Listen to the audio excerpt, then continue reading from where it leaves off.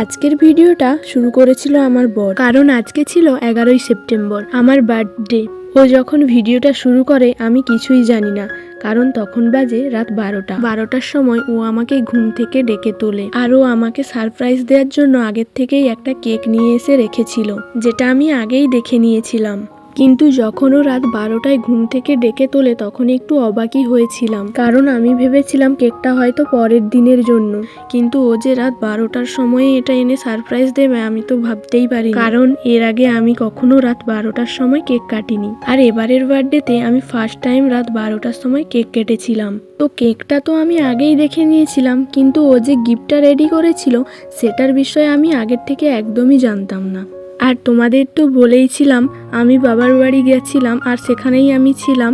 তো ওই দিনই আমি বাড়ি এসেছিলাম, মানে বার্থডের আগের দিন। তাই ও কখন কি গিফট রেডি করেছে আমি তো কিছুই জানতাম না। তো এটার মধ্যে তো কিছু chocolates, earrings, nail polish, foundation, তো এসব সাজের জিনিসই ছিল।